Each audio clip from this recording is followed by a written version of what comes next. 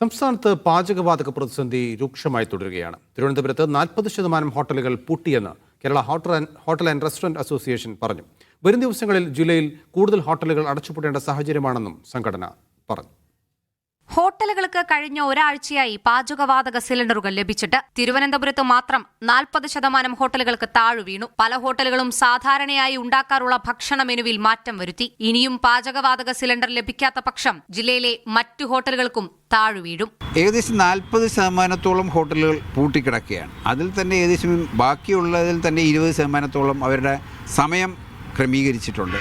കാരണം ഉച്ചയ്ക്കും വൈകുന്നേരമായിട്ടുള്ളവരുണ്ട്, രാവിലെയും ഉച്ചയ്ക്കും മാത്രമായി ക്രമീകരിച്ച പല ഹോട്ടലുകൾ. വളരെ കുറച്ച് ഉള്ള ഗ്യാസുകൾ എങ്ങനെ ഉപയോഗപ്പെടുത്തി മാക്സിമം ബിസിനസ് കിട്ടാൻ സാധിക്കും എന്നുള്ളതാണ് ആൾക്കാരെല്ലാം പരിശോധിച്ചുകൊണ്ടിരിക്കുന്നത്. അപ്പോൾ അതിൽ മെനു ലിമിറ്റഡ് ആക്കുന്നുണ്ട്. ഹോട്ടലുകൾ അടച്ചുപൂട്ടുമ്പോൾ നിരവധി ജീവനക്കാരുടെ ഉപജീവന മാർഗമാണ് നഷ്ടമാകുന്നത്. അതിഥി തൊഴിലാളികളിൽ പലരും നാട്ടിലേക്ക് മടങ്ങിപ്പോയി. കോവിഡ് കാലത്തെ പോലെ ഇനി എന്നാണ് ഹോട്ടൽ തുറക്കാനാവുക എന്ന ആശങ്കയിലാണ് ഉടമകൾ. വിഷയത്തിൽ കേന്ദ്ര സർക്കാരിന് Kerala hotel and restaurant association ഭാരവാഹികൾ കത്തയച്ചിട്ടുണ്ട്. സ്ഥിതിഗതികൾ മുഖ്യമന്ത്രിയെ നേരിട്ട് അറിയിക്കാനുള്ള ശ്രമവും സംഘടന നടത്തുന്നുണ്ട്.